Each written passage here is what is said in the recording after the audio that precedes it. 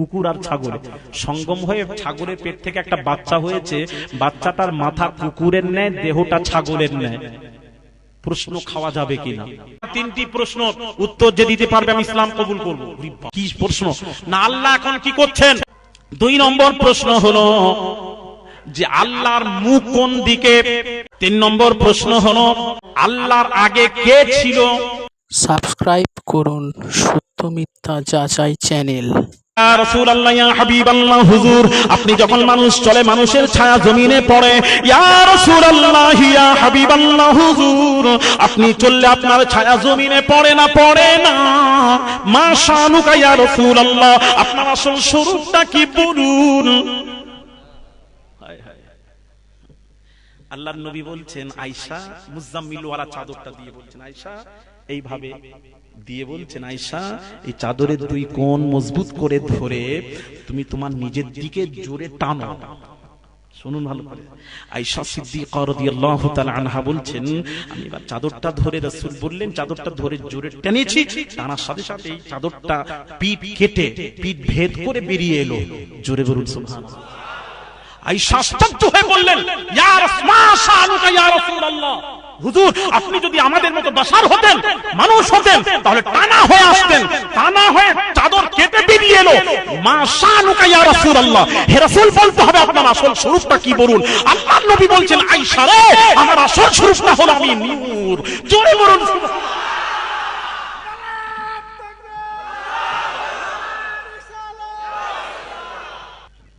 কি হাসছেন কেন? কি ব্যাপার? কি হলো? কি ভুলটুল হলো নাকি? এমন ওয়াজ শুনেননি? আরে কি বলছে সামনে বলছে এমন ওয়াজ শুনিনি, ওয়াজ তো শুনেছি। সত্যি কি তাই? তাই না? হায় হায় হায়, আল্লাহ আপনাকে শোনাক। আমি চাই যে আপনার রাসূলকে ভালোবাসুন। শোনা আমি আর কিচ্ছু চাই না।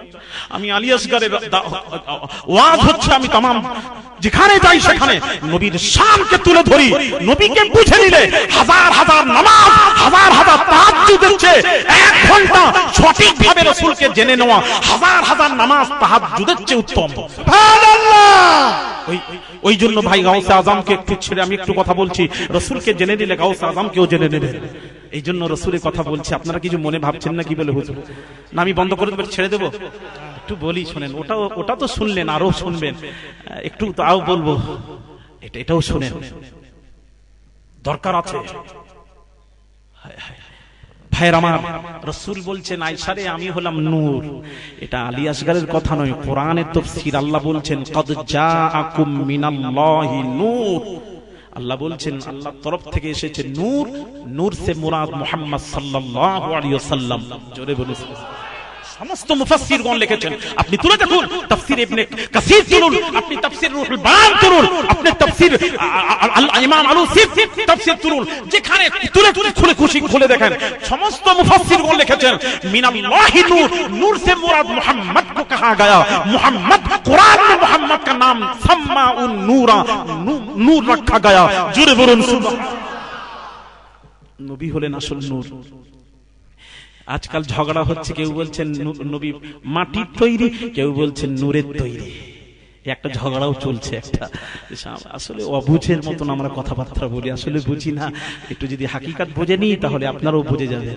হাকিকাত বুঝতে হবে। এরা হাকিকাত বোঝে না, এরা হাকিকাত বোঝে না বলেই তো বলছে, তাই না? নবীর হাকিকাত আছে তো, ওই হাকিকাতটা জেনে নিন তাহলে তো মজা লাগবে। হাকিকাত বোঝে না, এরা রাসূলের ভুল ধরে বেড়ায়। কথা বুঝতে পেরেছেন? একদিন কি হয়েছে, রাসূল পাক সাল্লাল্লাহু আলাইহি ওয়াসাল্লাম নামাজ পড়ছিলেন, নামাজে বুখারী শরীফের হাদিস, নামাজ পড়ছিলেন, নামাজে ভুল হয়ে গেল। এবার মৌলবীরা কি বলছে, এই তো নবীর নামাজে ভুল হয়েছে, আমাদেরও ভুল হয়, এই তো আমাদের সমান। একদিন নবী পাক সাল্লাল্লাহু আলাইহি ওয়াসাল্লাম, ভাইরা আমার, আল্লাহর নবীর ফজরের নামাজ কাজা হয়ে গেল। নবীরও নামাজ কাজা হয়েছে, নবীরও নামাজ কাজা হয়েছে। এরা বলছে, মৌলবীরা বলছে, এই তো নবীরও নামাজ কাজা হয়েছে, আমাদেরও কাজা হয়েছে, সব সমান। তোমরা কোথায় পার্থক্য? খালি পার্থক্য এক জায়গায়, ওহী অবতীর্ণ হয়। এটা আমাদের কাছে জিবরিল আসেনি, নবীর কাছে আসে, এছাড়া পার্থক্য নেই। নাউযুবিল্লাহ মিন যালিক। একটু বুঝে নিন, এর মধ্যে তো বোঝার আছে। ভাইরা আমার, আল্লাহর নবী قالت فجاء بلال, আল্লাহর নবী বিশ্ব নবী রাহমাতুল লিল আলামিন বিলাল রাদিয়াল্লাহু তাআলা আনহুকে ডেকে বললেন, বেলাল রে, আল্লাহর নবী বলছেন, বেলাল গো, শোনো গো বেলাল, ফজরের আযান দিয়ে আমাকে তুলে দেবে, আমি ঘুমাচ্ছি। নবী বলছেন বলছেন এটা আরাম করছি, ফজরের আজানে তুলে দেবে। নবীজি ঘুমিয়ে পড়লেন। এবার ঘুম যখন ভাঙলো ফজর কাজা, সূর্য উঠে গেছে। নবীজি বলছেন, বেলাল, লাব্বাইকা ইয়া রাসূলুল্লাহ। জি হুজুর। আরে তুমি তুললে না কেন ফজরে? না ইয়া রাসূলুল্লাহ, আমি তো মানুষ, আমি জেগে বসেছিলাম, এমন তো অবস্থা আমার ঘুম লেগে গেছে, আমিও ঘুমিয়ে পড়েছি, আমারও নামাজ কাজা হয়ে গেছে। ভাইরা আমার, নবীজি কিছু বললেন না। আয়েশা সিদ্দিকা রাদিয়াল্লাহু তাআলা আনহার কাছে গেলেন। আয়েশার কাছে গিয়ে বলছেন, আল্লাহর নবী বলছেন, আয়েশা রে, আজকে আমি রাসূলুল্লাহর ফজরের নামাজ কাজা হয়ে গেছে।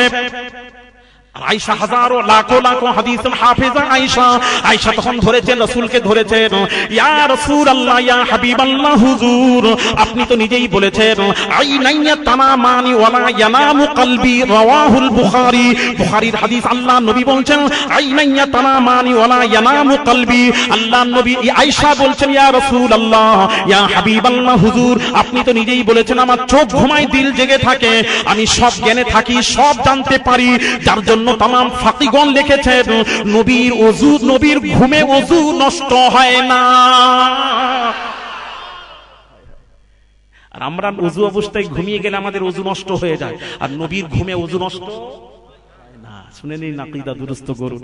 ভাইরা আমার, আয়েশা সিদ্দিকা রাদিয়াল্লাহু তাআলা আনহা তিনি বলছেন, ইয়া রাসূলুল্লাহ, ইয়া হাবিবাল্লাহ, হুজুর আপনি তো নিজেই বলেছেন, আমার চোখ ঘুমায়, দিল জেগে থাকে, আমি সব জানতে পারি, সব জ্ঞানে থাকি, আমি সব জানতে পারি। সুতরাং ইয়া রাসূলুল্লাহ, ইয়া হাবিবাল্লাহ, হুজুর আপনারই কথা, আপনি সব যখন জানতে পারেন, ফজর কাজা হলো ওটা জানতে পারলেন না। আল্লাহ নবী বলছেন, আয়েশা চুপ করো তো, টিপে দিলেন। ব্যাপারটা কি? প্রশ্ন জানতে ইচ্ছুক। যাক থাক, এগুলো জেনে নেবে রাসূলের হাকিকত। আবার সব বলছেন, সবটাই আমি বলবো, এরকম আর শোনা যায়নি। ও আচ্ছা, আরে ঈমান তাজা করুন, ঈমান তাজা হবে ফজরের নামাজে। আল্লাহর কসম, আজকের ফজরের নামাজে আপনাদের ভালো লাগবে, দেখবেন, বিশ্বাস করুন ভালো লাগবে। যারা ঈমানদার, রাসূলের সাথে যাদের সম্পর্ক, তাদের ভালো লাগবে আজকে ফজরের নামাজ। আর বিশ্বাস করেন, আল্লাহর কসম, নবীজির ফজরের নামাজ কাজার তো প্রশ্নই জাগে না। হাদিস শরীফ, নবী বলছেন, আইনাইয়া তানামানি ওয়ালা ইয়ানামু কলবি, আমার চোখ ঘুমায়, দিল জেগে থাকে, সব জ্ঞানে থাকি, সব জানতে পারি। ঘুম অবস্থায় রাসূলের ওহী অবতীর্ণ হয়, ঘুম অবস্থায় ওহী অবতীর্ণ হয়, কোরআন নাযিল হয়। সুতরাং নবী সব জানতে পারেন। তাহলে ফজর কাজা হচ্ছে, ওটা জানতে পারলেন না। সুতরাং নবীর নামাজ কাজা হওয়ার তো প্রশ্নই জাগে না। তাহলে নবীর কাজা কেমন করে হলো? আয়েশা ধরেছেন, নবী টিপে দিলেন। ব্যাপার কি? এখানে তো ব্যাপার আছে, হাকিকত আছে। এই মুলবিরা এবার মনে করলো, এই তো নবীর নামাজ কাজা, আমাদেরও কাজা, আমরা সমান। আর ভেতরে ঢুকলো না, গভীরে গেল না। গভীরে তো যেতে হবে। আর এই গভীরে যাওয়া, এটা মুহাদ্দিসের কাজ নয়, এটা ফাকিদের কাজ। ফাকিদের কাজ। ফাকিরা, ফাকি মুজতাহিদ যারা, তারা গভীরে চলে যায়। আর মুহাদ্দিসরা উপরে উপরে কাজ ছেড়ে দেয়। আর কথা বুঝতে পারছেন না? উপর থেকেই ছেড়ে দেয়। যেমন আমার বলতে, যেমন একটু বলে দিই, যেমন একটা সমস্যা কি হলো জানেন? ওই 4 মুহাদ্দিস বসে আছে, মুহাদ্দিস আর তাবিঈ বসে আছেন। আর হযরত আব্বাস রাদিয়াল্লাহু তাআলা আনহু, আব্দুল্লাহ ইবনে আব্বাস রাদিয়াল্লাহু তাআলা আনহু নামাজ পড়ছিলেন, সাহাবায়ে রাসূল নামাজ পড়ছিলেন। একটা লোক মাসলা জানতে এসেছে ওই মুহাদ্দিসের কাছে, 4 জন মুহাদ্দিসের কাছে, হুজুর একটা মাসলা বলুন। কি বলবো? না হুজুর, আমার পেশাবের পর, আমার কিছু পেশাবের পর মানির মতো একটু বের হয়, ওতে গোসল ওয়াজিব কিনা? তখন 4 জন মুহাদ্দিস বললেন, হ্যাঁ গোসল ওয়াজিব। তখন লোকটি ইন্না লিল্লাহি ওয়া ইন্না ইলাইহি রাজিউন বলে চলে গেল। বলল, হাই, আমি এতদিন তো তাহলে গোসল ছাড়াই নামাজ পড়েছি, আমার নামাজই হয়নি। লোকটি চলে গেছে। আব্দুল্লাহ ইবনে আব্বাস নামাজ পড়ছিলেন, সালাম ফিরিয়ে বলছে, এই লোকটিকে ডাকো। ডাকা হলো।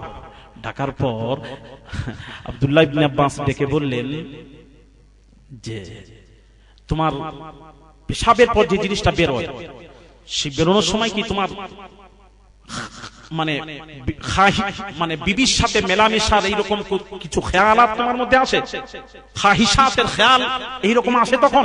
লোকটি বলল, না হুজুর, তা আসে না। আবার আব্দুল্লাহ ইবনে আব্বাস জিজ্ঞেস করছেন, পেশাবের পর যেটা তোমার বেরিয়ে আসে সে সময় কি তোমার গাটা শরীরটা কি ঝিমিয়ে ওঠে? তখন লোকটি বলল, না হুজুর, তাও হয়। আব্দুল্লাহ ইবনে আব্বাস বলছেন, তাও চাও তোমার উপর গোসল ওয়াজিব নয়। এটা হলো ফাকির কাজ, আর মুহাদ্দিসের কাজ উপর থেকেই ছেড়ে দেওয়া, গভীরে যাওয়া নয়, গভীরে পৌঁছায় না, উপরেই ছেড়ে দেয়। বললো ওয়াজিব, কত পার্থক্য দেখুন, গোসল ওয়াজিব আর আব্দুল্লাহ ইবনে আব্বাস বলছেন গোসল ওয়াজিব নয়। ইনাহি ফাকির কাজ, ফাকিহ আর মুহাদ্দিসের পার্থক্য। ভাইরা আমার, বাবাজিরা, ফাকিহ আর মুহাদ্দিসের পার্থক্য কি বাবাজি? শুনুন, পার্থক্য হলো বাবাজি বহু পার্থক্য, বাবাজি বহু পার্থক্য। যেমন বাবাজি, ওই বাবাজি হযরত ইমাম মুহাম্মদ ইনি হলেন হানাফি ইমাম মুহাম্মদ পিপাসা লেগেছে, এক শরবতওয়ালার কাছে গিয়ে বলছেন, শরবতওয়ালা, এক গ্লাস শরবত দাও, তার বিনিময়ে তোমাকে একটা মাসলা শিখিয়ে দেব। তখন শরবতওয়ালা বলল, না না না, ওই মাসলার বিনিময়ে শরবত আমি বিক্রি করি না, টাকার বিনিময়ে শরবত বিক্রি করি। ইমাম মুহাম্মাদের কাছে টাকা ছিল না, বঞ্চিত হয়ে তিনি ফিরে গেলেন। তার কিছুদিন পূর্বে, এই ঘটনার কিছুদিন পূর্বে বাবা, ওই শরবতওয়ালার মেয়ের বিয়ে হবে। ওই ছেলের বাপ দেখতে এসেছে, কথাবার্তা ফাইনাল হবে। ছেলের পিতা বলছে, এই শরবতওয়ালা, তুমি তোমার মেয়ের বিয়েতে কি দেবে বলো। লেনদেনের কথাবার্তা হচ্ছে। আপনাদের বিয়ে শাদীতে লেনদেনের কথাবার্তা হয়নি বোধহয়? আপনাদের দেশে আছে লেনদেনের? তাহলে এত ওয়াজ শুনছেন আর লেনদেনও এখনো ছাড়েননি, কি কথা রে বল। রাসূল পাক সাল্লাল্লাহু আলাইহি ওয়াসাল্লাম হুজুর বলছেন, মেয়ের পিতার কাছ থেকে বাবাজি, ওই মেয়ের পিতার কাছ থেকে ডিমান্ড করে নেওয়া, ওই যৌতুক নেওয়া, শুকরের মাংস খাওয়া যেমন হারাম, পায়খানা খাওয়া যেমন হারাম, শুকরের মাংস পায়খানা খাওয়ার মতো হারাম। জুড়ে বলুন নাউজুবিল্লাহ। খবরদার খাবেন না, শোনা, খবরদার, আজ থেকে তওবা করুন। অবিবাহিত ছেলে যারা আছো তারা বিয়েতে খবরদার যৌতুক নেবে না, ডিমান্ড করে নেবে না। রাজি আছো ছেলেরা? বলো শোনা, বলো, আমি খুশি হব। বলো, এত বড় মজলিস সার্থক হবে আমার ওয়াজ। রাজি আছেন? বিনা পয়সায় বিয়ে করে নিয়ে আসবে। রাজি আছেন? কারা কারা রাজি আছেন? হাত তোলেন তো দেখে, ছেলেরা হাত তোলে। নারে তাকবীর! হাত তোলেন, নারে তাকবীর! আবার ছেলের বাপ হাত তোলেন নি তো? অনেক জায়গায় আবার ছেলের বাপও হাত তুলে দেয়, বুঝলেন? দেখ, মাশাআল্লাহ, আল্লাহ কবুল। আমার আজকে ওয়াজ সার্থক হয়েছে বাবু, যারা দিয়েছিল ওয়াজ সত্যি আপনাদের সার্থক হয়েছে। আমার এতগুলো ছেলে হাত তুলে বললো আমরা বিয়েতে নেব না। তোমরা কিসের হাত তুললে বাবা? নেবে না তো? মাশাআল্লাহ, আল্লাহ দেখবেন, খেয়াল রাখবেন, আল্লাহ কবুল করেন তোমাদের। মাশাআল্লাহ, যাক, একটা তো কাজ হয়েছে, আস্তে আস্তে হবে সব। ভাইরা আমার, বাবাজিরা, এইবার ছেলের পিতা বলছে, শরবতওয়ালা, তুমি তোমার মেয়ের বিয়েতে কি দেবে বলো। তখন শরবতওয়ালা বলছে, যা চাইবে তাই দেবো। তখন বলছে, শরবত বিক্রি করে ফুটনি দেখো। তখন রেগে গেছে, মানে প্যাস্টিজে লেগেছে। তোমরা ভাববেন না আপনি শরবত বিক্রি করতে পারি। শোনেন, আমার মেয়ের বিয়েতে আসমান জমিনে যা আছে সব দিয়ে দেবো। কি ভাবলেন? সব দিয়ে দেবো। দিতে না পারলে আমার বিবির উপর 3 তালাক বায়ান। কি সমস্যা রে বাবা। এইবার তখন ছেলের বাপ বলছে, শরবত বিক্রি করো, আসমান জমিনে যা আছে দেবে, তোমার পক্ষে সম্ভব নয়। যাও, তুমি এই সমস্যার সমাধান করো, আমি চললাম। আসসালামু আলাইকুম ওয়া রাহমাতুল্লাহ। এইবার শরবতওয়ালা তো রেগে বলে ফেলেছে। বড় বড় মুহাদ্দিস যারা ছিলেন সকলের কাছে গিয়ে বলছে, হুজুর, একটা সমস্যার সমাধান চাই। কি সমস্যা? আমি এই সমস্যা, আমি বলেছি আমার মেয়ের বিয়েতে আসমান জমিনে যা আছে সব দিয়ে দেব, দিতে না পারলে বিবির উপর তালাক। মুহাদ্দিসরা বললেন, তোমার শর্ত তো এটাই, তাহলে তোমাকে দিতে হবে, দিতে না পারলে বিবি তালাক, ও বিবি পাবে না। সব মুহাদ্দিস বলল, সব মুহাদ্দিস ফেল, সব মুহাদ্দিস ফেল, একই কথা। এটা মুহাদ্দিসের কাজ। এবার সকলেই বলল, সব জায়গায় ঘুরে নিয়েছেন, একবার ইমাম মুহাম্মাদের কাছে গিয়ে দেখুন না, জান না। হায় হায়, ইমাম মুহাম্মাদের কাছে এবার গিয়ে শেষ ইমাম মুহাম্মাদের কাছে শরবতওয়ালা গিয়ে বলছে, ও ইমাম মুহাম্মদ হুজুর, আমি একটা সমস্যায় পড়েছি, সমস্যার সমাধান বলে দিন। কি সমস্যা বলো? আমি আমার মেয়ের বিয়েতে বলেছিলাম আসমান জমিনে যা কিছু আছে সব দিয়ে দেব, দিতে না পারলে বিবির উপর 3 তালাক বায়ান, এ কথা বলেছি, দিতে না পারলে বিবির উপর 3 তালাক বায়ান, আমার পক্ষে দেওয়া সম্ভব নয়, এখন কি করব? সকলে কি বলল? সব বলল তালাক হয়ে গেছে। ইমাম মুহাম্মদ বলছেন, ওরে শরবতওয়ালা, ওই দিনের কথা কি স্মরণ আছে যেদিন আমি তোমাকে বলেছিলাম এক গ্লাস শরবত দাও, ওই তার বিনিময়ে তোমাকে একটা মাসলা বলে দেব। ওই দিন আমি এই মসলাটা বলার জন্য এসেছিলাম, তুমি সেদিন বলেছিলে না, মাসলার বিনিময়ে শরবত বিক্রি করব না, আমি টাকার বিনিময়ে শরবত বিক্রি করি। আজ আমি ইমাম মুহাম্মদ ফতোয়া দেব, তবে বিনা পয়সায় নেই, টাকা দাও, ফতোয়া নিয়ে যাও, পয়সা ফেকো, তামাশা দেখো।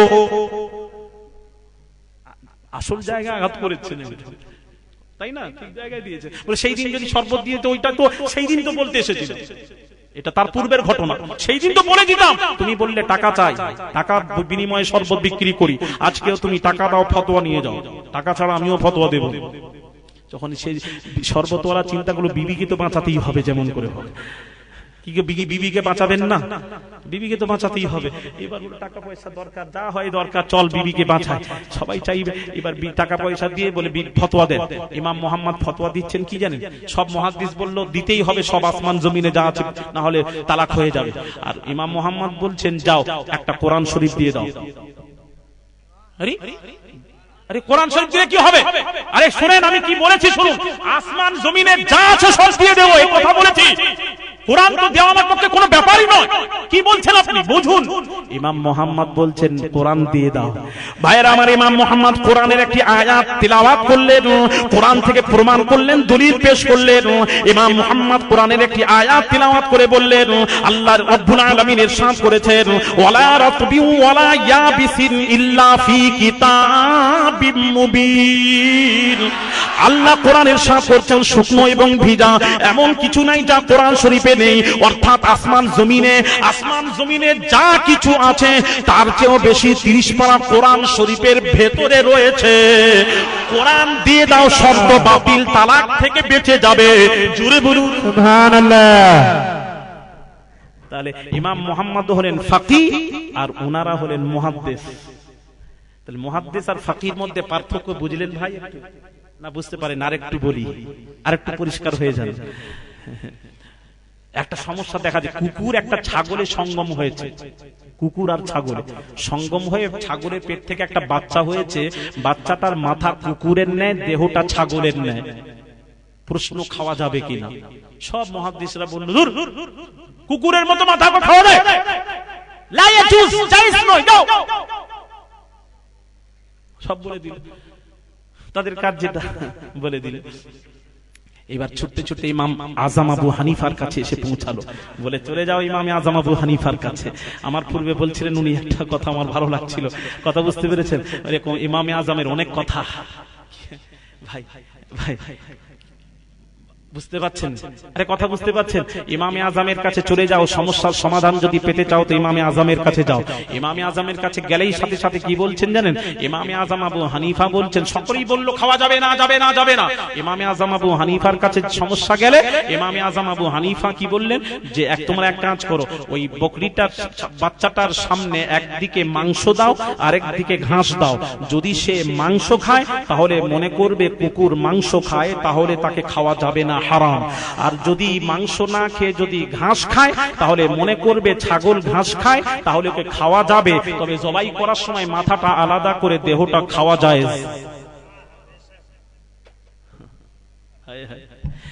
ভাইরা আমার, আবার প্রশ্ন এলো, হুজুর গো, একদিকে মাংস দিয়েছি, আরেকদিকে ঘাস দিয়েছি, এখন ওই বাচ্চাটা মাংস খাচ্ছে, ঘাসও খাচ্ছে, এখন কি করব? যাক বাবা, আমি বেকার ওই দিকে চলে গেলাম, ওয়াজ করতে করতে খালি আমি পালাচ্ছি। যাক, আমি কি বলতে গেছিলাম সেই কথা, সেই যে আপনার নামাজের কথা বলছিলাম, হাজিদের কথা। আসুন সেই ফিরে যাই হাজিদের কথা। কি বলবো, সব বলতে বলতে তো এটাও বলবো, কি বলবো তো বলে দিলাম। ওটা থাক না, ওটা জিজ্ঞেস করেন মুহাদ্দিসকে, জিজ্ঞেস করবে জানেন মুহাদ্দিস না সমস্যার সমাধান করবে।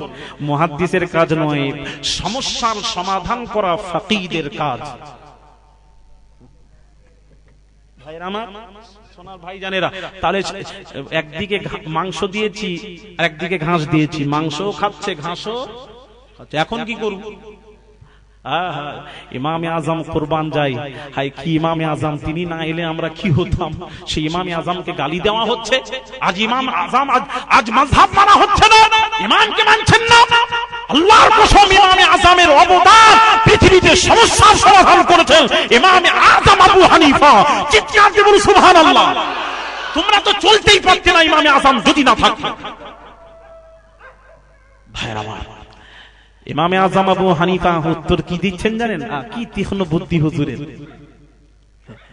ইমামে আজম আবু হানিফা, আল্লাহু আকবার, তীক্ষ্ণ বুদ্ধির কোরবান যায়। যখন শিশু ছিলেন, ছোট ছিলেন, কত ছোট ছিলেন, এক পাদ্রী সাহেব এরকম চেয়ারে বসে, পাদ্রী সাহেব উঠে বলছেন, সব লোক বলছেন, এই আমার 3টি প্রশ্ন উত্তর যে দিতে পারবে আমি ইসলাম কবুল করব। ওরে বাপ রে, বড় একটা শিক্ষিত পাদ্রী মানুষ, কি প্রশ্ন?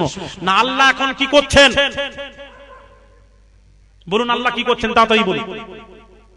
কথা বলে না কেন? আল্লাহ দেখছেন। আমি এক জায়গায় জিজ্ঞেস করি আল্লাহ কি করছেন, একজন ছেলে বলছে হুজুর আল্লাহ এখন ঘুমোচ্ছেন। রাত হয়ে গেছে তো,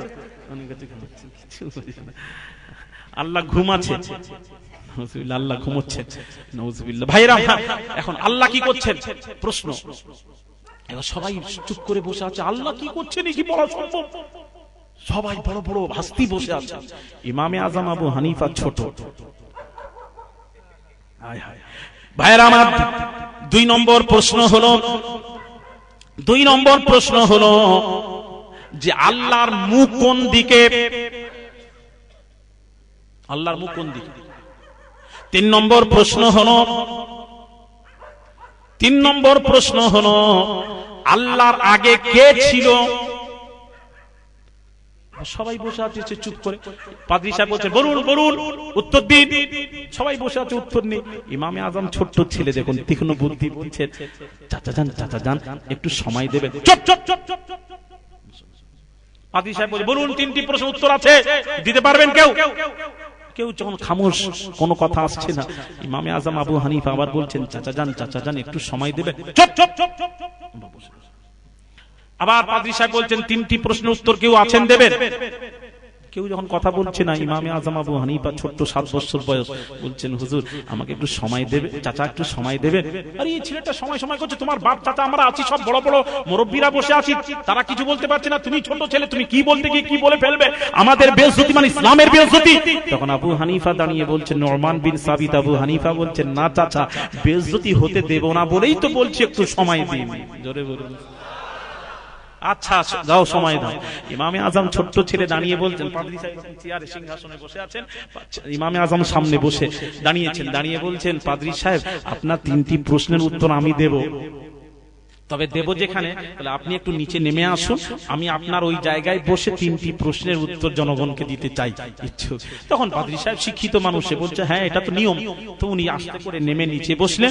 ইমামে আজম নিচে থেকে উঠে এসে উপরে চেয়ারে সিংহাসনে বসেই বললেন, পাদ্রী সাহেব আপনার প্রথম প্রশ্ন ছিল ইমামে আল্লাহ এখন কি করছেন, ওই প্রথম প্রশ্নের উত্তরটা আগে শুনে নিন। আল্লাহ আপনার মতো মানুষকে, উপরের মানুষকে নিচে বসালেন, নিচের মানুষকে সিংহাসনে বসালেন, আল্লাহ এই করছেন। পাদ্রী সাহেব বলল, উত্তর পেয়েছি। কি উত্তর হলো কিনা? উত্তর হয়েছে, পেয়েছি। আপনার মতো উপরের মানুষকে আল্লাহ নিচে বসালেন, আর নিচের মানুষকে সিংহাসনে আমি কখনো বসিনি, আল্লাহ আমাকে সিংহাসনে বসালেন, আল্লাহ এই করলেন। জোরে বলুন। 2 নম্বর প্রশ্ন কি ছিল? আল্লাহর মুখ কোন দিকে? তো পাদ্রী সাহেব, ইমামে আজম আবু হানিফা একটা চেরাগ জ্বালালেন, চেরাগ জ্বালিয়ে বলছেন, পাদ্রী সাহেব এই চেরাগের মুখটা কোন দিকে? বলে মুখটা সর্বাত্রে, সব দিকে। তখন ইমামে আজম আবু হানিফা বলছেন, ও পাদ্রী সাহেব, যেমন চেরাগের মুখ যেমন সর্বাত্রে, আমার আল্লাহরও মুখ সর্বাত্রে। জোরে বলুন, ফাইনামা তুবাল্লু ফাসাম্মা ওয়াজহুল্লাহ। জোরে বলুন। উত্তর পেয়েছি। 3 নম্বর প্রশ্ন কি ছিল? আল্লাহর আগে কে ছিল? ইমামে আজম আবু হানিফা বলছেন, পাদ্রী সাহেব আপনি সংখ্যা গুনতে জানেন? আরে আমি একটা হাফেজে কোরআন, আমাকে আপনি যদি বলেন সূরা ফাতিহা জানেন, তাহলে আমাকে কত কষ্ট লাগবে বলুন তো। সূরা ফাতিহা তো সবাই জানে। তো কথা হলো, পাদ্রী সাহেব রেগে গিয়ে বলছে, আরে আমি এত বড় শিক্ষিত জ্ঞানী মানুষ, আমাকে সংখ্যা গুনতে বলছো? কি গুনতে হবে বলো? না কিছু মনে নেবেন না, 10-এর আগের সংখ্যাটা বলুন তো। 10-এর আগে 9, 9-এর আগে বলুন না কত? 9-এর আগে, 8-এর আগে, 7-এর আগে, 6-এর আগে, 5-এর আগে, 4-এর আগে, 3-এর আগে, 2-এর আগে, 1-এর আগে, 1-এর আগে সংখ্যা বলুন তো। 1-এর আগে আবার চুপ হয়ে গেল। ও পাদ্রী সাহেব 1-এর আগে কি? 1-এর আগে কিচ্ছু নেই, জিরো। এই পাদ্রী সাহেব যখন 1-এর আগে কিচ্ছু নেই, জিরো, আমার আল্লাহর আগে কিচ্ছু নেই, জিরো। জোরে বলুন। ইমামে আজম এত তীক্ষ্ণ বুদ্ধি। হুজুর বলছেন একদিকে মাংস আরেকদিকে ঘাস, ঘাসও খাচ্ছে মাংসও খাচ্ছে, এখন কি করব? ইমামে আজম আবু হানিফা বলছেন এক কাজ করো, এবার হাতে ছড়ি নাও, লাঠি নাও, বেত নাও, নিয়ে ওই বাচ্চাটাকে প্রহার করো, মারো, পিটাও। পিটানোর পর তার আওয়াজটা শোনো। যদি আওয়াজ কুকুরের মতো ডাকে খাওয়া যাবে না, যদি ছাগলের মতো ডাকে তাহলে খাওয়া যাবে, তবে মাথাটা আলাদা করে দেহটা খাওয়া যায়। এবার ডাকটা শোনো, জোরে বলুন। তাহলে ইনারুল ফাকির কাজ। ফাকিরা যে সমস্যা সমাধান করেছেন পৃথিবীতে, এই সমস্যার সমাধান কেউ করতে, জোরে বলুন, কেউ করতে পারে না। ভাইরা আমার, আমি বলছিলাম তাই যে কথা ওইটা বলে শেষ করে দিচ্ছি। ভাইরা আমার, বাবাজি না শুনুন, তাহলে আল্লাহ বড় না রাসূল বড়? কোরআন বড় না হাদিস বড়? জোরে বলুন, আরো জোরে বলুন, কে কোনটা বড়? কোরআন বড়। তো হাজী সাহেব কোথায় ছিলেন? হাজী সাহেব আছেন, হাজী সাহেবের কথা বল। হাজী সাহেব, আচ্ছা এখন আমি ফজরের নামাজ পড়বো, হবে তো? কেন হবে না? কেন? ওয়াক্ত হয়নি। ওয়াক্ত নামাজের মধ্যে কি? ফরজ। ফরজ ছাড়লে নামাজ হবে? হবে না। আচ্ছা হাজী সাহেব বলেন, হাজী সাহেব আরাফার ময়দানে যোহরের নামাজটা, আসর যোহরটা কোথায় পড়েছিলেন? আসর কোথায় পড়েছিলেন? আরাফাতে। আচ্ছা মাশাআল্লাহ। হাজী সাহেবরা যারা আছেন, যোহর আসর আরাফাতে পড়েছেন। আমি হাজী সাহেবকে জিজ্ঞেস করব, হাজী সাহেব মাগরিবের নামাজটা কোথায় পড়েছিলেন? মুজদালিফায়। কটার সময়? ইশার সময়। কেন? মাগরিবের সময় নামাজ তো ফজরের ওয়াক্তে ফজর, যোহরের ওয়াক্তে যোহর, আসরের ওয়াক্তে আসর, মাগরিবের ওয়াক্তে মাগরিব, ইশার ওয়াক্তে ইশা পড়তে হবে। কোরআন বলছে ইন্নাস সালাতা কানাত আলাল মুমিনিনা কিতাবাম মাওকুতা। আল্লাহ বলছেন নিশ্চয়ই নামাজ মুমিনদের উপর ফরজ করা হয়েছে নির্দিষ্ট সময়। যখন তখন নামাজ পড়া যাবে না। ফজরের ওয়াক্তে ফজর পড়তে হবে, যোহরের ওয়াক্তে যোহর পড়তে হবে, আসরের ওয়াক্তে আসর পড়তে হবে, মাগরিবের ওয়াক্তে মাগরিব পড়ুন, ইশার ওয়াক্তে ইশা পড়তে হবে, পৃথিবীর যে কোনায় যান না কেন। আর হাজী সাহেব বলছেন মুজদালিফায় ইশার ওয়াক্তে মাগরিব পড়েছেন, কেন আপনি আরাফার ময়দানে মাগরিব পড়লেন না কেন? আচ্ছা নবী আদায় করেছেন, নবী বড় না আল্লাহ বড়? আরে আবার কথা বলছেন, আরে পছন্দ নয়, কোরআন বড়, আল্লাহর হুকুম, আল্লাহ আইন বেঁধে দিয়েছেন। আর নামাজের মধ্যে ফরজ, ওয়াক্ত ফরজ, আর ফরজ ছাড়লে নামাজ হয় না, আর ওয়াজিব ছাড়লে সহু সাজদা দিলে নামাজ হবে, ফরজ ছাড়লে নামাজ হয় না। মিয়া কি বলছেন? নবী কানুন বদলাতে পারে মনে? আল্লাহর আইন বলছে নবী বদলাতে পারে? কি বুঝতে পারছি? আরে কোরআনের আল্লাহর আইন বেঁধে দিয়েছে, কানুন তো হয়ে গেছে। আল্লাহ কোরআন যখন বলে দিয়েছে, না বললে রাসূল বলেছেন জানতাম। কোরআন যখন বেঁধে দিয়েছে তাহলে সেটার উপর মানতে হবে। তো কোরআন বলছে ওয়াক্তে নামাজ পড়ো। তাহলে আমার প্রশ্ন, तमाम পৃথিবীর হাজিরা, লক্ষ লক্ষ হাজী আরাফার ময়দানে মাগরিব না পড়ে ওই মুজদালিফায় ইশার ওয়াক্তে গিয়ে মাগরিব পড়ছেন কেন? তাহলে কোরআন যখন মানো, মাগরিবটা ওই আরাফাতেই পড়তে হবে কোরআন অনুযায়ী। আর শুনুন, কোরআন অনুযায়ী যদি মাগরিবের ওয়াক্তে আরাফার ময়দানে মাগরিব যদি আরাফাতে কেউ পড়ে, আর ওই অবস্থায় যদি মারা যায় গুনাহগার হয়ে মরবে। আর ওই নামাজ আল্লাহ তার মুখে ছুঁড়ে দেবেন।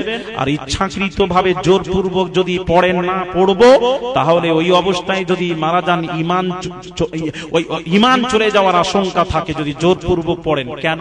কোরআন মানবো, ঈমান চলে যাবার আশঙ্কা, গুনাহগার হব, কারণ কি? কারণ কি বুঝলাম না ভাইরা আমার? কারণ হলো যাও যাও যাও, কারণ হলো যাও যাও, এখানে পড়ো না, যাও মুজদালিফায় যাও। এখানে তো রাসূলুল্লাহ পড়েননি, যোহর আসর পড়েছেন, কিন্তু রাসূল পাক সাল্লাল্লাহু আলাইহি ওয়াসাল্লাম আমার হাবিব আমার মাহবুব এই জায়গায় নামাজ মাগরিবের নামাজ পড়েননি। ইশার ওয়াক্তে গিয়ে মুজদালিফায় মাগরিব পড়েছেন, তারপরে ইশা পড়েছেন। যা আমার হাবিব যা করেছেন তাই কর, তাই কর। তখন বান্দা প্রশ্ন করছে, আল্লাহ গো, তোমার আইন ছিল ইন্নাস সালাতা কানাত আলাল মুমিনিনা কিতাবাম মাওকুতা, নিশ্চয়ই নামাজ মুমিনদের উপর ফরজ করা হয়েছে নির্দিষ্ট সময়, এটা তোমার আইন। আল্লাহ গো, তোমার আইন ছেড়ে রাসূলের আইন মানবো? আল্লাহ বলছেন আমার এই আয়াতের দিকে তাকিয়ে আছিস কেন বান্দা? আর কোন আয়াত দেখিস না কেন? আমি কি আল্লাহ বলি নাই? কোরআনে আল্লাহ বলেছেন মাইয়ুতির রাসূল ফাকাদ আতা আল্লাহ। আল্লাহ বলছেন যে রাসূলের আতাআত করলো, আমি আল্লাহ ছেড়ে রাসূলের আতাআত করলো, আর রাসূলের আতাআত হলো ফাকাদ আতা আল্লাহ, সে আমি আল্লাহ আমারই আতাআত করলো। জোরে বলুন সুবহানাল্লাহ, নারায়ে তাকবীর, নারায়ে রিসালাত, ফুরফুরা শরীফ, একারবি শরীফ। আল্লাহ বলছেন ওই আয়াতের দিকে তাকিয়ে আছিস কেন?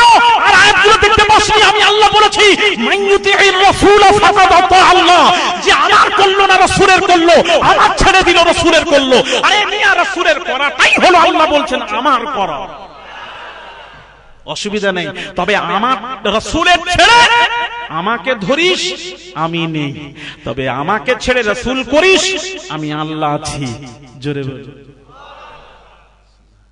তাহলে এর দ্বারাই বোঝা যাচ্ছে নবী ছাড়া যাচ্ছে না, যাবে। তাহলে আপনারা নবী ছেড়ে দেবেন না? ছাড়বেন না, নবী ছাড়া যাবে। নবীর সাথে সম্পর্ক জুড়িয়ে নিন, নবীর সাথে সম্পর্ক জুড়িয়ে নিন। ও শোনা, আমার একটা প্রশ্ন এবার বলে চলে যাচ্ছি। আচ্ছা, আদম নবীর বয়স হলো 930 বছর, 930 বছর। নূহ নবীর বয়স 1400 বছর, আর আমাদের নবী 63 বছরে চলে গেলেন কেন? প্রশ্ন। উনিও তো থাকতে পারতেন, আল্লাহ রাখতে পারতেন, কেন এত তাড়াতাড়ি আমাদের ছেড়ে চলে গেলেন? প্রশ্ন নয়? থাক, আমি আর বাড়াচ্ছি না, আপনাদেরও কষ্ট হচ্ছে, আমি বুঝতে পারছি আপনাদের। এটা বলে দেবো তো, ওই যে আপনাদের কথা, আজকে নগদ কাল উধার, আজ নগদ কাল উধার। যখনই যাচ্ছে ভাই ভাই আজকে উধার নাও, বলে দূর আজকে নগদ কাল উধার, মানে আর ধার হচ্ছে না, নগদই চলছে। যেগুলি বলছি সেগুলো, এটা বলে দেন, এটা বলে দেন। আচ্ছা, ও না বাড়ালে জিজ্ঞেস করবে, ও আমিও চালাক হয়ে গেছে, আমিও আর বাড়াবো না, অনেক কথা ছিল তো, আমিও বাড়াবো না। আচ্ছা, এই কথাটা বলে দিই, নবী আগে চলে গেলেন কেন? এটা প্রশ্ন নয়? ভাই আপনার জাগে না? কখনো চিন্তা করেছেন নবী কেন গেলেন? হায় হায় হায়, আল্লাহর কসম। ও শোনা, নবী তো যখন আজরাইল মালাকাল মউত রাসূলুল্লাহর কাছে যখন এসেছিলেন রূহ কবজ করার জন্য, কিভাবে এসেছিলেন এগুলি জানেন, ভুল ব্যাখ্যা করবেন না। শোনা, প্রশ্নই জাগে না, সরাসরি আজরাইল মালাকাল মউত রাসূলুল্লাহর কাছে চলে আসেন, প্রশ্নই জাগে না। সরাসরি আসাটা বেয়াদবি। ওরে মিয়া, আজরাইল জিবরাইলের মাজাল নেই নবীর হুজরা মোবারকে প্রবেশ করা, কোন অনুমতি ছাড়া প্রবেশ করার মাজাল নেই, যে অনুমতি ছাড়া প্রবেশ করে যাও, মাজাল নেই আজরাইলের, মাজাল নেই ফেরেশতা জিবরিলের, সরাসরি প্রবেশ করে রাসূলের দরওয়াজায় গিয়ে আওয়াজ দিচ্ছেন আজরাইল, আওয়াজ দিচ্ছেন, কে? আমি আজরাইল মালাকাল মউত, ফাতেমা সরে যাও, মালাকাল মউতকে আসতে দাও। মালাকাল মউত এলেন, এসে বলছেন সরাসরি নয়, ইয়া রাসূলুল্লাহ, হাবিব আল্লাহ হুজুর, আপনি অনুমতি দিন। তাহলে জিবরিল ছিলেন, জিবরিলের সাথে একটু কথা বলি। রাসূলের সরাসরি নয়, রাসূলের কাছে অনুমতি নিয়ে জিবরিলের সাথে কথা বললেন। নবী বলছেন, কি জিবরিল? আজরাইল কি বলছে? না, আজরাইল বলছেন, ইয়া রাসূলুল্লাহ, ইয়া হাবিব আল্লাহ হুজুর। আজরাইল বলছেন, আল্লাহ আপনাকে সালাম জানিয়েছেন। আর আজরাইল বলছেন, আল্লাহ বলেছেন আপনার দিদার করতে চান, মরামরি নয়, রূহ কবজ করা নয়, আপনার দিদার করতে চান। মাবুদ আপনার দিদার করতে চান। কত ভালোবাসেন, কিভাবে কথা পয়গাম পাঠাচ্ছেন আল্লাহ।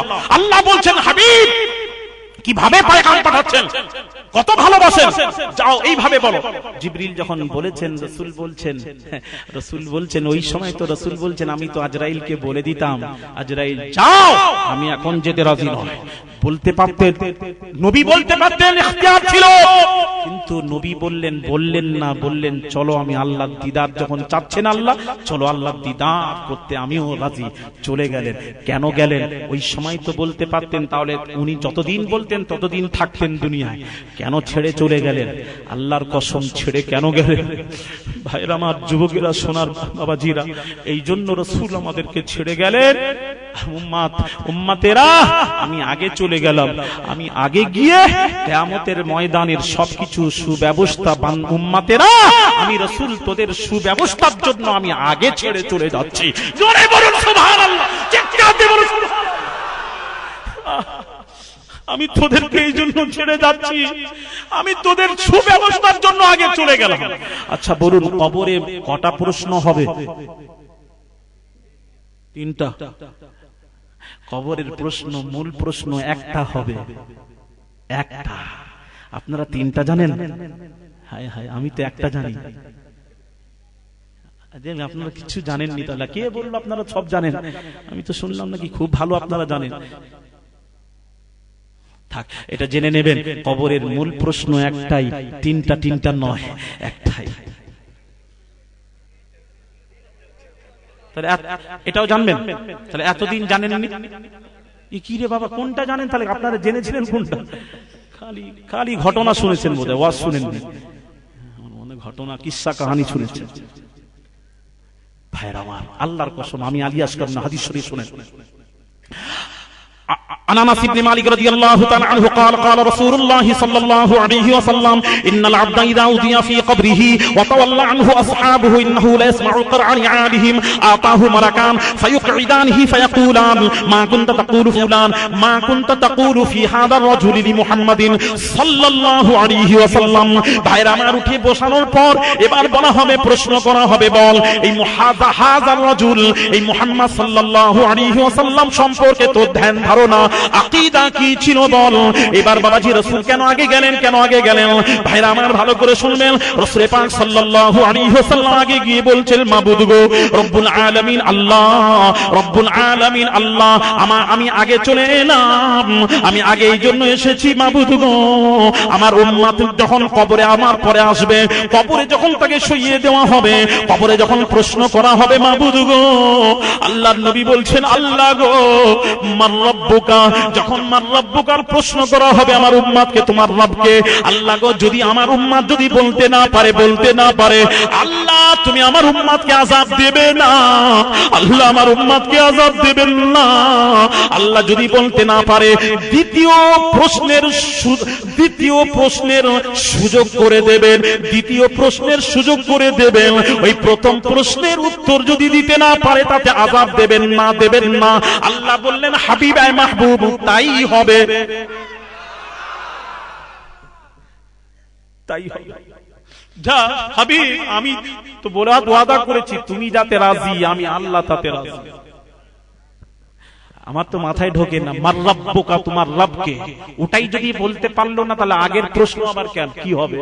কিন্তু না, রাসূল তো আগে এই জন্য গেলেন, এই প্রশ্নের সুবিধার জন্য রাসূল আল্লাহর কাছে আগে চলে গেলেন, গিয়ে আল্লাহর কাছে করিয়ে নিয়েছেন, এটা করানো হয়েছে।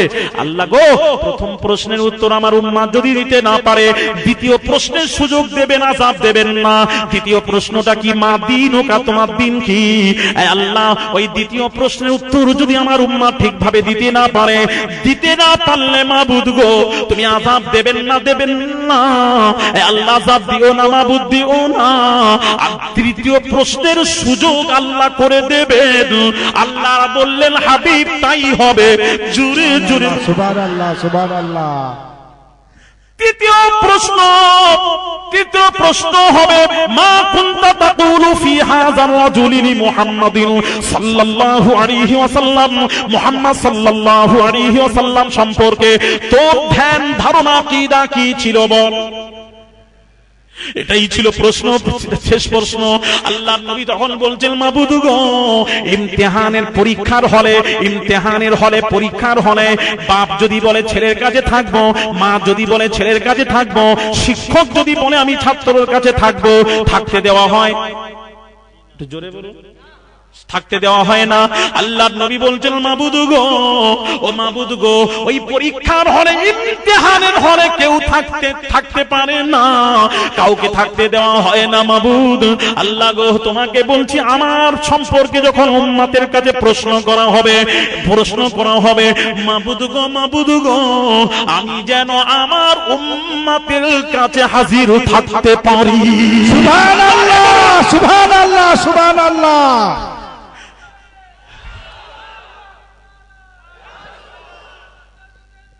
জিন্দাবাদ। আল্লাহ বলেন, হাবিব যাও, হাবিব তাই হবে। জুরে জুরে বলুন, সুবহানাল্লাহ।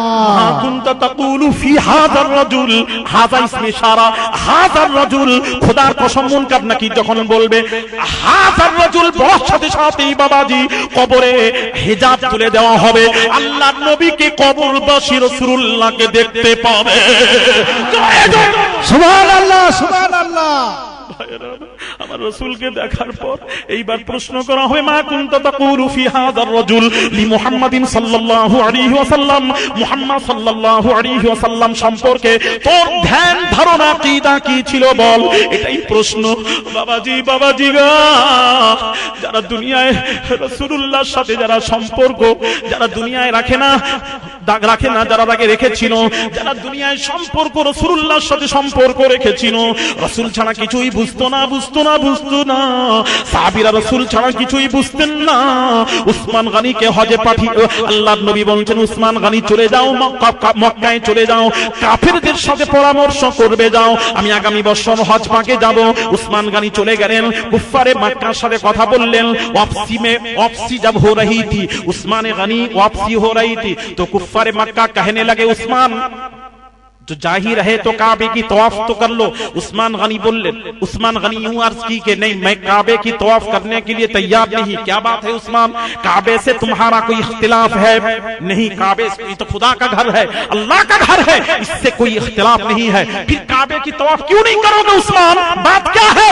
उस्मान गनी यूं अर्ज की कि इसलिए नहीं करूंगा, मेरे साथ नबी नहीं है, नबी के अलावा काबे की तवाफ करने के लिए तैयार नहीं।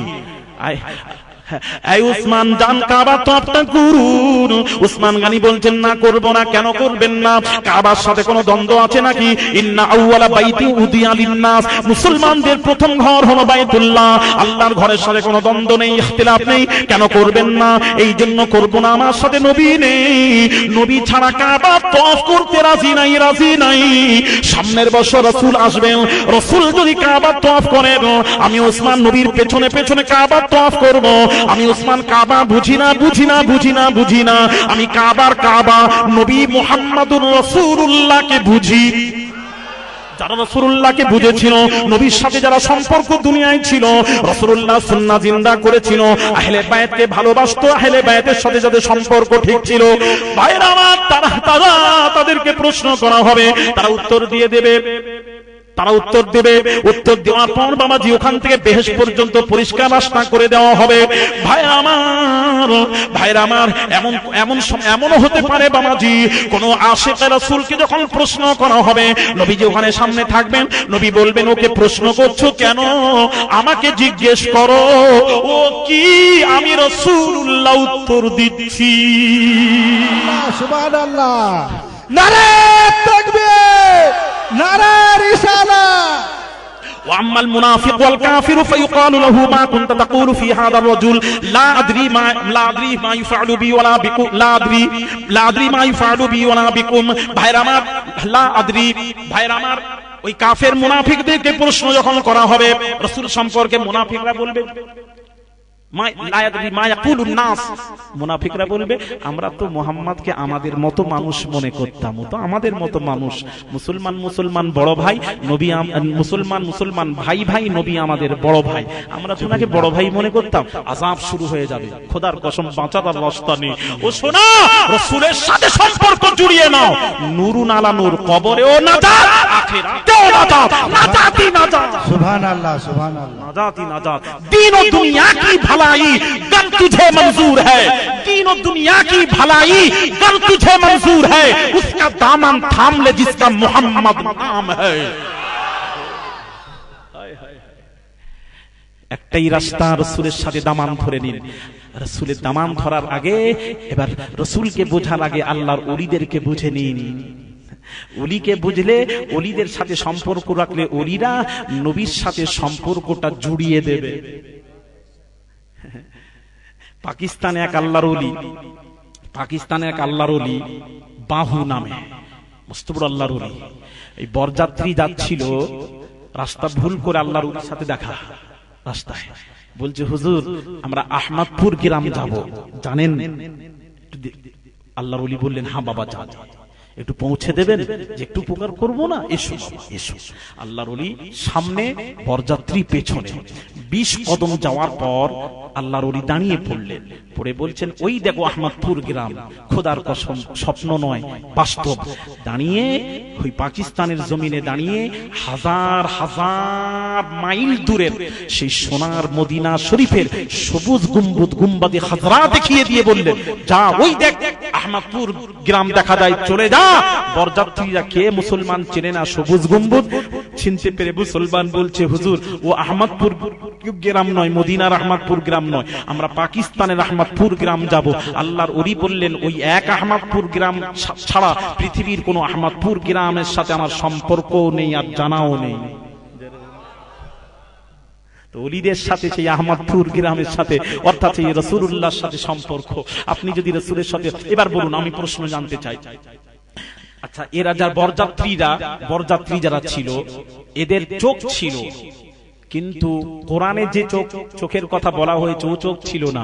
কোরআনে বলছে, আল্লাহ বলছেন ওয়ালাহুম আ'য়ুনুল লা ইউবসিরুনা বিহা ওয়ালাহুম আযানুল লা ইয়াসমাউনা বিহা উলাইকা কাল আনআমি বাল হুম আদাল।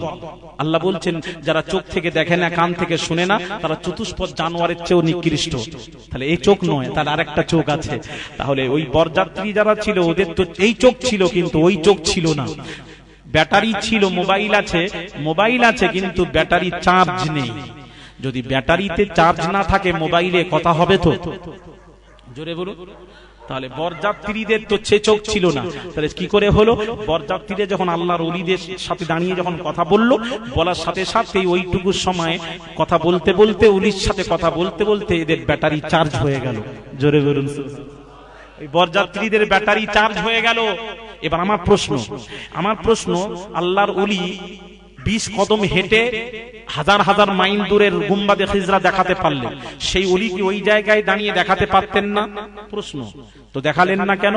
আল্লাহর ওলি রাডারে ধরা পড়ছে এদের মোবাইল চার্জ হয়ে গেছে কিন্তু নেটওয়ার্ক নেই। আওয়াজ বুঝতে পারছেন না?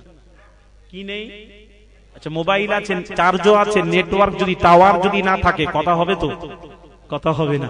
তো আল্লাহর ওলি যখন দেখলেন রাডারে ধরা পড়ছে, নেটওয়ার্ক নেই, চলছেন কয়েক কদম, 20 কদম যাওয়ার সাথে সাথে রাডারে ধরা পড়ে গেল, ওই বরযাত্রীর মোবাইলে সব নেটওয়ার্ক এসে গেল। তখন দাঁড়িয়ে পড়ে হাজার হাজার মাইল দূরের সোনার মদিনা দেখিয়ে দিলেন। তো সোনা ওলিদের সংস্পর্শে যদি বসে যান, সোহবতে যদি চলে যান, তাহলে আল্লাহর কসম সংস্পর্শ কুনু মা'আস সাদিকিন, সত্যবাদী আল্লাহওয়ালার সঙ্গী হয়ে যাও। জোরে বলুন, সত্যবাদী আল্লাহওয়ালার সঙ্গী হয়ে যাও। সঙ্গী হলে কি হবে? ওই আসহাবে কাফের 7 জন যুবক ইমানদার রওনা দিয়েছেন, কোরআনে এসেছে। ইমাম কুরতুবী সমস্ত তাফসীর তুলে দেখুন, ইমাম কুরতুবী লিখছেন চলে আসছে কুকুরটাও তাদের সঙ্গী হয়ে আসছে, চলে যাচ্ছে। তখন ওই 7 জন ইমানদার যুবক, অনেক ঘটনা তার আসহাবে কাফের, সংক্ষিপ্ত বলছি, ওই পাথর নিয়ে ছুঁড়ে মারছেন।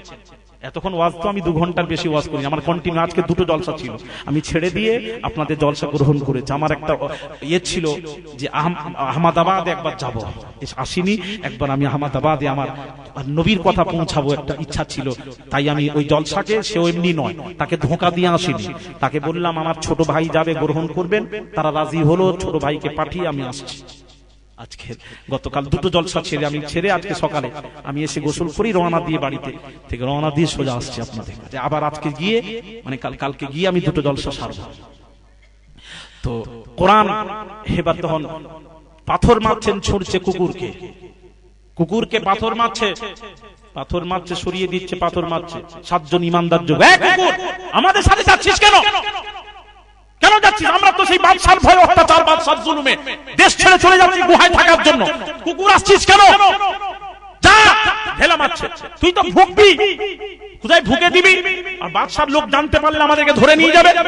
তখন আল্লাহর কসম ইমাম কুরতুবী লিখছেন, কুকুরটা তখন 2 পা উঁচু করে আল্লাহকে বলল, আল্লাহ একটু কথা বলার সুযোগ দাও, একটু জবান দাও, আমি যেন এদের 7 জন ইমানদার যুবকের সাথে কথা বলতে পারি।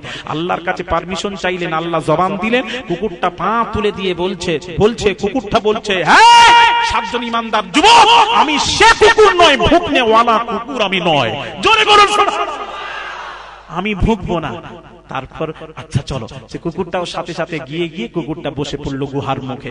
7 জন যুবক ঢুকে পড়লো আর গুহার মুখে বসে পড়লো। কিভাবে কুকুরটা বসছে ওটা তো তাজকিরা। আপনার যে কুকুর আছে, আপনি বলুন, কুকুরের কখনো তাজকিরা করেছেন? কখনো আপনি লক্ষ্য করেছেন কুকুরটা কিভাবে বসে, কিভাবে লেজ নাড়ায়, কিভাবে পা মেলে দেয়? এগুলো তো দেখার বিষয় নয়। কুকুর আছে ভাইরা আমার, আল্লাহ রাব্বুল আলামিন 7 জন ইমানদার যুবকের কথাও বলছেন, বর্ণনা করছেন, তার সাথে সাথে কুকুরের বসার বর্ণনাটাও কোরআনে আল্লাহ জানিয়ে দিয়েছেন। আল্লাহ বলছেন, অকলবুহুম বাসিতুন যিরাইহি বিল ওয়াসিদ। জোরে আল্লাহ বলছেন, ওই কুকুরটা 7 জন ইমানদার যুবকের গুহার মুখে পাটা এইভাবে মেলে। আল্লাহ বলছেন পা কিভাবে মেলেছে কুকুর, ওই তার বর্ণনাটা, বসার বর্ণনাটাও আল্লাহ কোরআনে ওলির সাথে সাথে কুকুরেরও তাজকিরা এসে যায়। জোরে বলুন সুবহানাল্লাহ। এবার আল্লাহ বলছেন, এবার কতজন তারা ছিল সংখ্যা মানুষরা বলবে, কেউ বলবে সায়াকুলুনা সালাসাতুন, কেউ বলবে 3 জন ছিল, আর রাবিউহুম কালবুহুম, আল্লাহ বলছেন তাদের চতুর্থটা ছিল তাদের কুকুর। ওয়ায়াকুলুনা খামসাতুন, কেউ বলবে 5 জন ছিল, ওই ইমানদার যুবক 5 জন ছিল। সাদিসুহুম কালবুহুম, তাদের ষষ্ঠমটা ছিল তাদের কুকুর। ওয়ায়াকুলুনা সাবআতুন ওয়াসামিনহুম কালবুহুম, কেউ বলবে 7 জন আর অষ্টমটা ছিল তাদের কুকুর। জোরে বলুন সুবহানাল্লাহ। আচ্ছা বলুন তো দেখি, আমাকে দাওয়াত করেছে, আমার একটা কুকুর, পোষা কুকুর আছে, আমাকে দাওয়াত করেছে, তো আমি যাচ্ছি, কুকুরটাও দেখে, পোষা কুকুরটাও সাথে সাথে যায় না, সাথে যায়, কুকুরটাও সাথে গেছে। তো আপনি গেছেন, বাড়িওয়ালা জিজ্ঞেস করছে, মেজবান বলছে, ভাই আপনারা কজন এসেছেন? না ভাই আমি এসেছি, আমার কুকুরটাও এসেছে। এই কথা বলবেন? আরে কথা বলছেন না কেন? কথা বলার কথা। আপনি বলবেন আমি এসেছি, কুকুরের কথা তো আসবে না। কিন্তু আল্লাহ রাব্বুল আলামিন বলছেন, যতবার ওর তাজকিরা হচ্ছে ততবার কুকুরেরও তাজকিরা আল্লাহ করছেন। কেউ বলবে 3 জন, চতুর্থটা ছিল তাদের কুকুর। কেউ বলবে ইয়াকুলুনা খামসাতুন সাদিসুহুম কালবুহুম, ভাইরা আমার, কেউ বলবে 5 জন আর ষষ্ঠটা ছিল তাদের কুকুর। এই কেউ বলবে 7 জন, তাদের অষ্টমটা ছিল তাদের কুকুর। যেখানেই ওর কথা আসছে, তাজকিরা আসছে, সেখানেই তার সাথে সাথে কুকুরেরও তাজকিরা আল্লাহ করছেন। জোরে বলুন সুবহানাল্লাহ। এর নাম সোহবতে কামিলিন। আল্লাহ ওয়ালাদের সোহবত যদি হয়ে যায়, আল্লাহ তখন কবুল করে নেন। জোরে বলুন সুবহানাল্লাহ, জোরে বলুন সুবহানাল্লাহ। ওলিদের সোহবতে মিশে যান, যদি কিছু হতে চান, কিছু যদি পেতে চান, তো ওলিদের সংস্পর্শে যান, সোহবতে কামিলিন। এটা আমি মনে করি বর্তমান সময়ে ফরজে আইন। जोरे बोलूं सुभान अल्लाह। क्यों? जो चीज मुशाहिदा से ईमान की हिफाजत का सबब हो, उसके फर्ज आइन होने में क्या शुबा हो सकता है। उरीদের সোহবতে থাকলে ঈমানের হেফাজত হয়, যার সোহবতে থাকলে ঈমান বাঁচবে, তার সোহবতে থাকা ফরজ আইন। সুবহানাল্লাহ। ভাইরা আমার, সেই বড় পীর আব্দুল কাদের জিলানী মাহবুবে সুবহানী কুতুবে রব্বানী হযরত শেখ মুহিউদ্দিন আব্দুল কাদের জিলানী আল বাগদাদি আগারো শরীফ, তিনি যখন জন্মগ্রহণ করলেন, ভূমিষ্ঠ হলেন, দুনিয়ায় এলেন, খোদার কসম কেমন সন্তান। আসার পর বাবাজি রমজান মাস যখন হলো, রমজান মাসে মা পান কিছু খাওয়াচ্ছেন, সারাদিন কিছু খেতেন না। গাউসে আজম 30 দিন রোজা অবস্থায় থাকতেন। জোরে বলুন সুবহান। আর একটু জোরে বলা যাবে না সুবহানাল্লাহ? সুবহানাল্লাহ। কোন গাউসে আজম, কোন পীরানে পীর দস্তগীর আব্দুল কাদের জিলানী আল বাগদাদি। ভাইরা আমার, হুজুর কি করছেন কথা বুঝতে পেরেছেন? ভাইরা আমার, গাউসে আজম পীরানে পীর দস্তগীর আব্দুল কাদের জিলানী আল বাগদাদি কি নিয়ামত ছিলেন বাবা, কি নিয়ামত ছিলেন।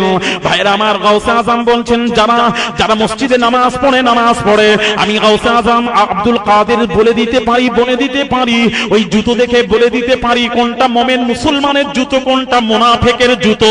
জোরে বলুন সুবহানাল্লাহ। এর দ্বারা বোঝা গেল মুনাফিকরাও নামাজ পড়ে মসজিদে, জি পড়ে কিনা? জোরে ভাইরা আমার, গাউসে আজম সম্পর্কে বলছেন বাবাজি, আল্লাহ তাকে কি ক্ষমতা দান করেছেন। গাউসে আজম পীরানে পীর দস্তগীর আব্দুল কাদের জিলানী আল বাগদাদি হুজুরকে আখবারুল আখিয়ার কিতাব খুলে দেখুন বাবা, খুলে দেখুন। গাউসে আজম সম্পর্কে বলা হয়েছে, হুজুর বলছেন, আমার মুরিদেরা কোথায় ঘুমায়, কি খায়, মনে মনে কি কল্পনা করে আমি আব্দুল কাদের বলে দিতে পারি। সুবহানাল্লাহ। জয় বলুন সুবহানাল্লাহ। সুবহানাল্লাহ। নারায়ে তাকবীর, নারায়ে রিসালাত। তো এই কথাটা আপনার সুবহানাল্লাহ বললেন, অন্তরের কথা গাউসে আজম বলে দেবেন? এই তো অন্তরের খবর একমাত্র আল্লাহ ছাড়া কেউ বলতে পারে না। এটা হলো শিরক। অন্তরের কথা বলা যায়? আমিও বললাম, আপনার সুবহানাল্লাহ বলে দিলেন। অন্তরের খবর কেউ জানে না, একটা আল্লাহ ছাড়া। ভাইরা আমার, বাবাজিরা শুনুন, ও বাবাজিরা, যুবকেরা শুনুন। ইমাম মুহাম্মদ বাবাজি, ইমাম মুহাম্মদ বাবাজি, ইমাম মুহাম্মদ গজ্জালি বাবাজি, আবু হামিদ ইমাম গজ্জালির ভাই মুহাম্মদ গজ্জালি। ভাইরা আমার, মুহাম্মদ গজ্জালি ইমাম ছিলেন বাবাজি। বহু মানুষ তার ইক্তেদা করে ইমাম ছিলেন। ছোট ভাই ইমাম বড় ভাইয়ের পেছনে নামাজ পড়তেন না। মা কাছে নালিশ এলো, মা বলছে, বেটা খারাপ জিনিস নয়, সকলেই ইক্তেদা করে, তুমি করো না কেন, যাও পড়বে। কিভাবে মানুষ বসে শুনতে দেখেন, নড়াচড়াও করেনি, পেশাবও লাগেনি আপনাদের।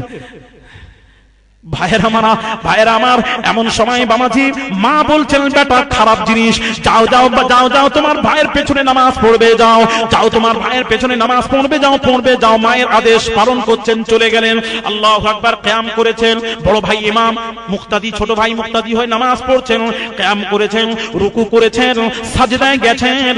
সাজদা থেকে নামাজ ছেড়ে ছোট ভাই পালিয়ে গেছেন। ওরে বাবারে, আড়াইটা তো বলেননি আপনারা, কিছু বলছেন চুপ করে বসে। আমার কোমর ব্যথা করছে রে বাবা, কি আমাকে মারবেন নাকি, আমি অপারেশন করি বলে দি। ভাইরা বেশি করেননি ভাই, দেখেন আমি বেঁচে থাকলে তো লাভ আছে, আপনাদের লাভ নেই। ভাইরা আমার, বাবাজিরা, তখন ছোট ভাই কি করছে, নামাজ ছেড়ে পালিয়ে গেছে, সাজদা ছেড়ে। সমালোচনা আরম্ভ হয়ে গেছে।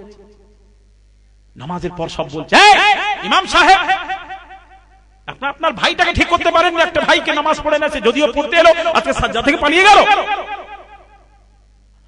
বড় ভাই তো শুনে আর পারে না, ইমাম সাহেব মায়ের কাছে গিয়ে নালিশ করেছে। মা বলছে, ঠিক আছে যাও, আমি ব্যবস্থা করছি। আবু হামিদ ইমাম গজ্জালি বাড়িতে এসেছে। মা জিজ্ঞেস করছেন, বেটা তুমি সাজদা থেকে পালিয়ে এসেছো? জি হ্যাঁ, পালিয়ে এসেছি। মা মেরেছে। মারার পর ছেলে বলছে, আম্মু কোন অপরাধের জন্য আমাকে মারলেন? অপরাধটা কি বলতে হবে? অপরাধ হলো তোর, অপরাধ হলো ওই সাজদা থেকে পালিয়ে আসাটাই অপরাধ। তখন ছেলে বলছে, আম্মু গো, আমি কিয়াম যখন করলাম তখন পালালাম না, রুকুর সময় পালালাম না, সাজদার সময় কেন পালালাম? একটা কারণ তো আছে, ওই কারণটা জিজ্ঞেস না করে মারলেন কেন? তখন মা বলছে, হ্যাঁ তা তো ঠিক, আচ্ছা কারণটা বলো।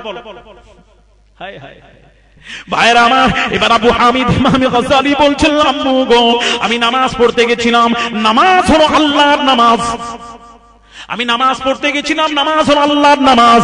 ও আম্মা জান, আম্মু জান, আম্মু জান, কিয়াম করেছি আল্লাহর জন্য, রুকু করেছি আল্লাহর জন্য, সাজদায় গেছি আল্লাহর জন্য।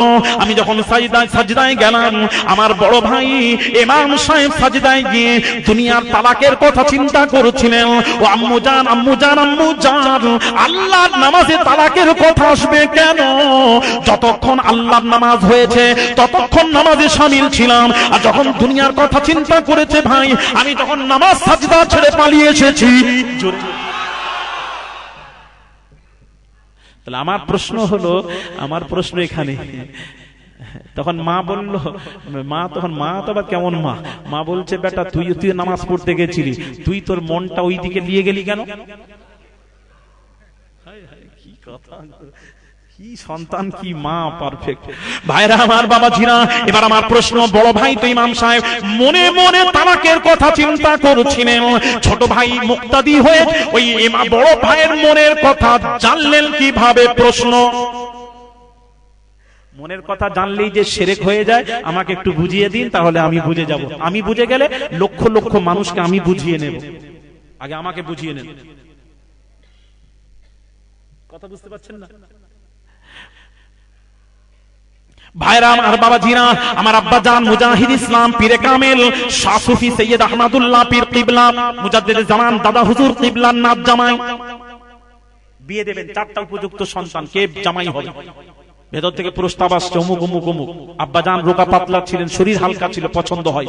সর্বশেষে ফুরফুরা পীর মুজাদ্দিদ জামান উলিল আমর আবু বকর সিদ্দিক আল কুরাইশি হুজুর বললেন, আমি মেদিনীপুর পিয়ারডাঙ্গা রাহমাতুল্লাহকে জামাই করব। এই প্রস্তাব আবু বকরের নয়, এই প্রস্তাব, বিবাহের প্রস্তাব রাসূলুল্লাহ স্বয়ং দিয়েছেন। জোরে বলে 3 ধার্য হলো, বিয়ে হলো। কাইয়ুমুজ জামান মারহুম বড় হুজুর পীর কিবলা বিবাহ পড়িয়েছে। আবার আমার বড় ভাইজান ছোট হুজুর কিবলার জামাই, আবার আমার এক বোন ছোট হুজুর কিবলার ছেলে বিয়ে করেছে। আমার এক ভাগনা কালিমুল্লাহ সিদ্দিকী সাহেবের জামাই, আবার আমি উমর সিদ্দিকী সাহেবের শালিকে বিয়ে করেছি। অনেক সম্পর্ক দিকে যাচ্ছে ভাইরা আমার, বাবাজিরা, তাই বলছিলাম আব্বা হুজুর পীর কিবলা বাংলাদেশে গেলেন, ইসলামের মুজাহিদ ছিলেন, বাংলাদেশে গেলেন, লক্ষ লক্ষ মানুষ। এক হাজী সাহেব পীর তালাশ করবেন, 7টি প্রশ্ন নিয়ে ঘুরছেন।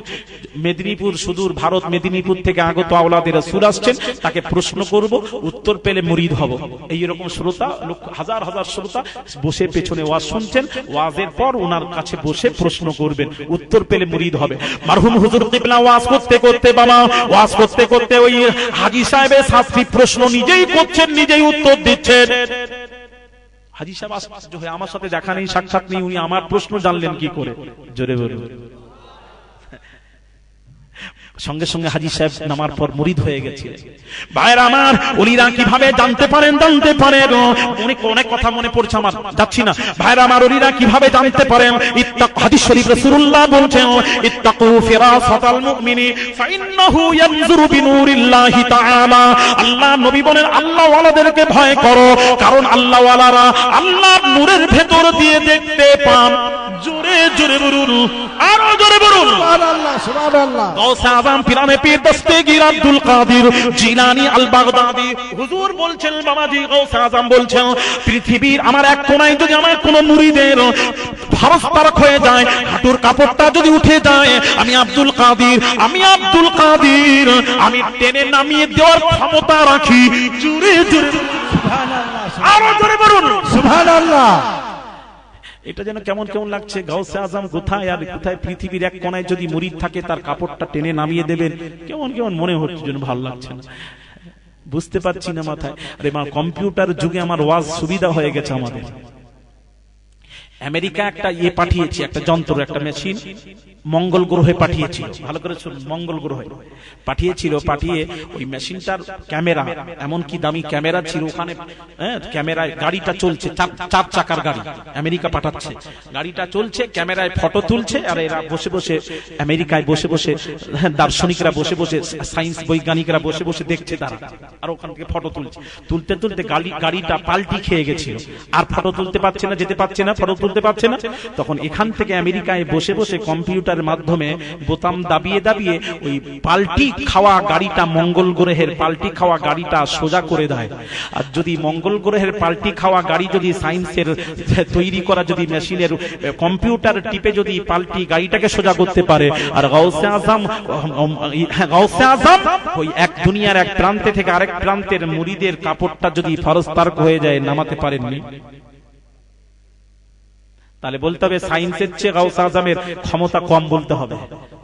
নাউজুবিল্লাহ। খবরদার বলো না ঈমান হারা করো না, শোনো, খবরদার বলবেন না। আরে মিয়া, ওয়াজ তো সুবিধা হয়ে গেছে। গাউসে আজম বাবাজি কোন সমস্যায় পড়লে রাসূল পাক সাল্লাল্লাহু আলাইহি ওয়াসাল্লাম প্রশ্ন করে সমস্যার সমাধান করতেন। জুরে জুরে বলুন